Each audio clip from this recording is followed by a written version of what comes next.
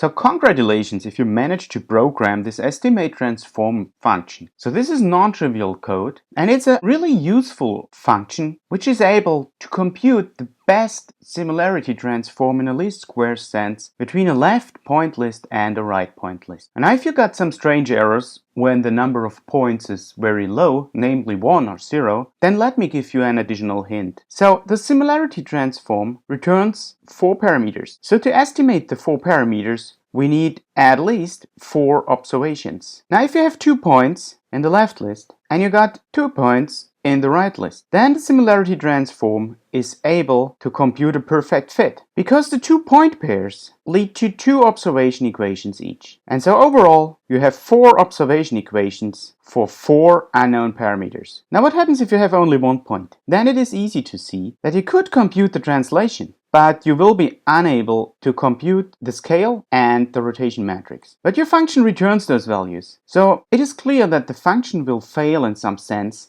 if you have this situation, meaning there's only 1 point in the left and right list, or there's many points but they are all identical. So here's what you can do about this. Remember, in this function you compute the values LL and RR. So whenever there's just 1 point, or there are many points but they all have exactly the same coordinates, then the reduced coordinates will all be 0, 0. And so the LL, which is the sum of the squared lengths, will also be 0. And similarly for RR, if you do have a single point or multiple identical points in the right list. So you may check for those conditions, and if they apply, just return none. And if you had a look down in the main function, you see that in the main function there's a test, if trafo, which exactly tests for this return none value.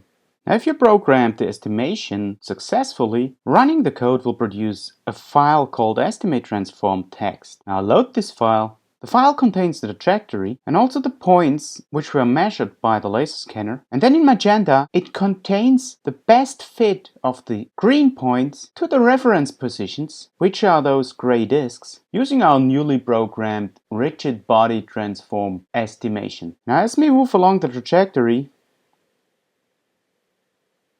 you can see the noise in those green points, and you also see when we reach the lower left corner, we have fewer and fewer points, and then if we move further on, there's only 1 point left and we can't estimate the transform anymore, so no magenta points are shown. And if we go on, well then we're far off the trajectory, and all the other results, while sometimes they're still computed a match, don't make actually sense. Now there's one thing remaining. Our initial intention was not to find out how well the scan points match the cylinders in our arena, but rather to correct the trajectory of our small robot. So we have this situation. We have our robot here, and from the motor ticks, it tells us that it has moved now here. So we get an update of the old position to the new position just based on the ticks of our robot's caterpillar tracks. And now the robot scans, say, 3 cylinders, and so we get the angle and distance information. From that we can project those cylinders, as we did, into the real world. Now in the real world, say we're having those landmarks, and now we ask our estimation routine to find the best fit for the scanned landmarks, which gives us these magenta points. What does this mean for the robot's pose? Well, as we move those green points to the magenta points, we can also move the robot's position using exactly the same transform. So all we have to do is use the transformation which we obtained and apply it to the robot's XY coordinates. There's one thing remaining. As you remember, the robot has a state which consists of 3 variables. It is X, Y, and the heading. So we know how to correct X and Y. We just sent it through the transformation that we obtained. But what shall we do with the heading? Well, this is easy, because the robot looked in that direction and the entire scene is turned, then the robot has also to look into a turned direction. So all we have to do is to correct the heading by the angle we found when we estimated the best fit. So you remember the parameters of our transformation were the scale lambda, the cosine of alpha, the sine of alpha, and the translation. And now in this case we really need alpha. In order to recover alpha, you need to calculate the arcus tangent of sine alpha divided by cosine alpha. And if you program this, remember in Python, it's best to use the function arcus tangent 2 of sine and cosine. And so after you computed this, you have to modify the heading according to this angle. So the code for this is lam4d if you want to do it offline. And so all you have to do is put in here your find cylinder pairs function from a previous implementation, put in here your estimate transform from a previous implementation, and here that's the only thing to program. The correct pose function, it gets an old pose and it gets the estimated transformation that maps the scanned cylinders to the reference cylinders in the arena. And down here in main, the only modification is here, where if the transformation is valid, so it is not none, then the pose is updated using the correct pose function.